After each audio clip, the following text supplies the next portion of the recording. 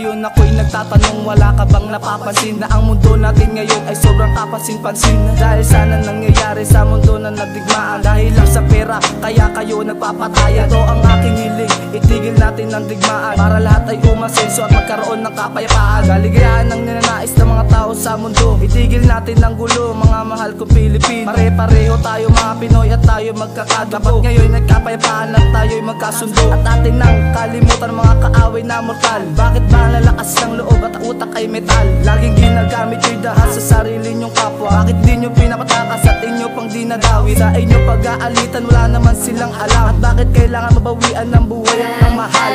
Hiling ng bawat Pilipino, tayo'y magkaisa.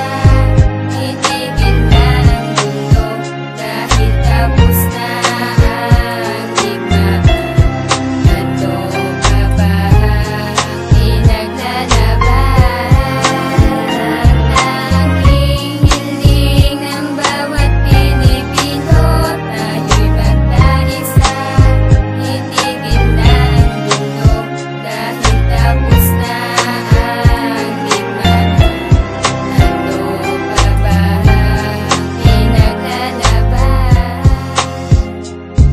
Ang dami na ang Pilipino ang mga namamatay sa ating pag-aaway. Sila ay nawaway sa kanilang mga pamilya at mga mahal sa buhay. Bumabagsak ng industriya at maraming nilalamay. Tayo'y magkaisa at bigyan natin ng lunas, at sana tayong lahat ay tumuwid na ng landas. Dami ng dugon dumadanak dahil sila'y napapahamak. Iisang dugon dumadali pero tayo mismo nagwawas. Ano bang pinaglalaban? Kanilang kinakamit ang kalakaran ng Pilipinas sa inyong pinapapangit. Ang mga Pilipino na dati sa mundo'y masasaya, ngayon ay nabalutan ng mga dugong mapupula. Kaya tigilan ng gera at tayo'y magkaisa, at tapusin ang digmaan para lahat ay umalsa. At ating itaguyod ang bansang pinagmulan, at patutunayan natin na dito tayo isinilang. Tanging hiling ng bawat Pilipino, tayo'y magkaisa.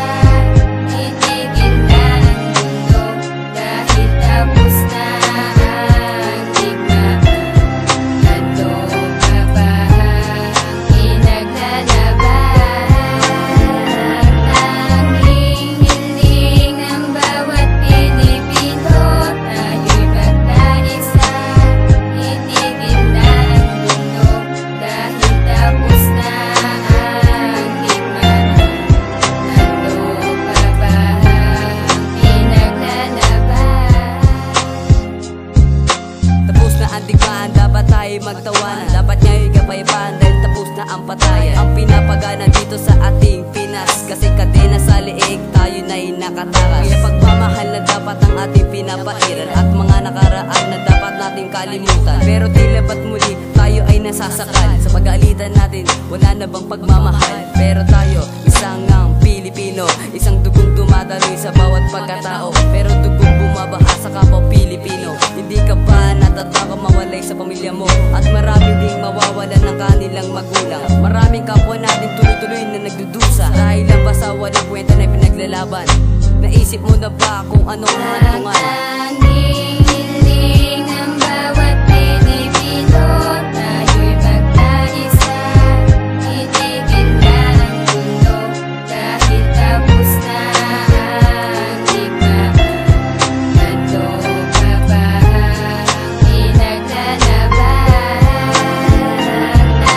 Tanging hiling ng bawat Pilipino, tayo'y magkaisa.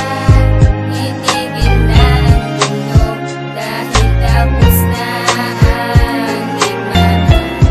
Ano pa ba ang pinaglalaban?